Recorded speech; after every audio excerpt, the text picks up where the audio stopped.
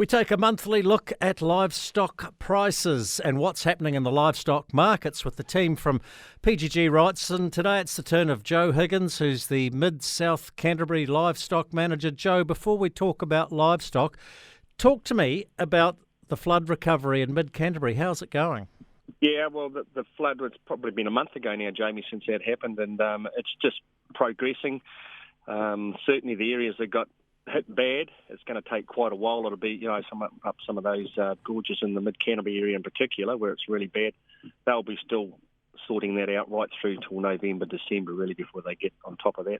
It's going to take some time. Yesterday you had an inland ewe fair, and I would imagine, Joe, with the prospects for lamb looking pretty good, and we know, for instance, that there's a $10 schedule out there, a winter lamb contract schedule at the moment, that the prices would have been quite buoyant.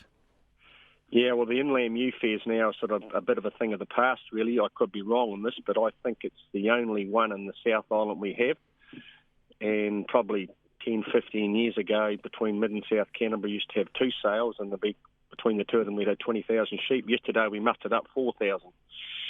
That's how much the numbers have dropped off in the last few years. But it was a very, very buoyant sale, and we could have sold twice as many yesterday if we'd had them, but we didn't have them. So very strong sale and plenty of demand. You're effectively getting two or three for the price of one. So what are you paying for an inland ewe? I take it they're all scanned, so you know exactly what you're getting? Yeah, 99% of them are scanned. There's only a couple of pens that weren't, but they're all scanned, and generally they're pretty good scannings now. We did have one pen that topped the sale actually at $278, and they scanned a whopping 237%.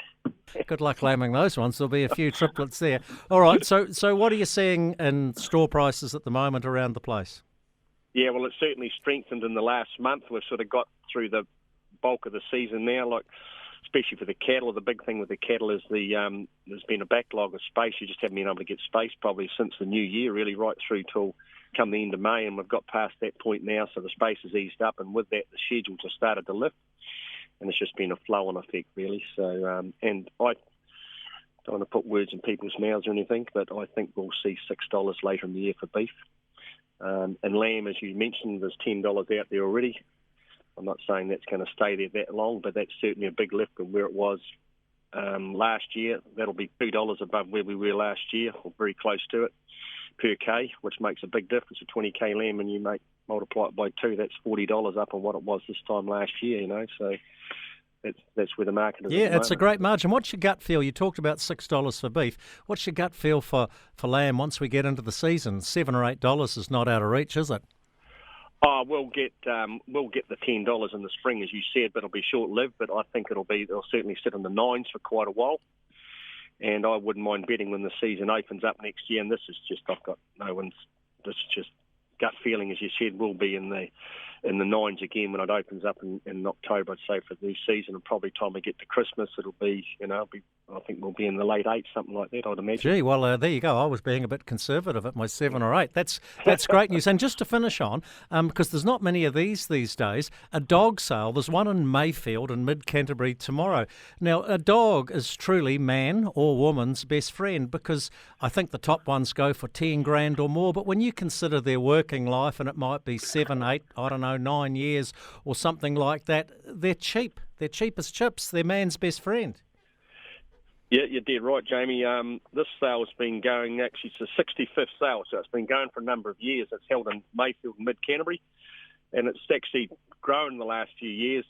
It's sort of grown another leg, you'd say, and we've got over 60 dogs in there next Thursday, either heading dogs or hunterways, and split probably 50-50 between the two breeds. And you're dead right, the cheapest dogs there will probably make $2,000, and the dear ones will be $8,000 plus anyhow. So, and they're well sought after. It's a great day out. A lot of people come just to watch. It's quite entertaining at the same time, and also the people that train these dogs up, they get well rewarded for it too. It's a good sideline for some fellas, and they do a good job. There's a lot of fellas that troll people that train these dogs up and run them on the day as well. So you've got the opportunity to buy a well-bred dog there at the same time. You just got to learn how to work them yourself. Yeah. Hey, Joe Higgins, Mid-South Canterbury Livestock Manager for PGG Wrightson. Thanks for your time.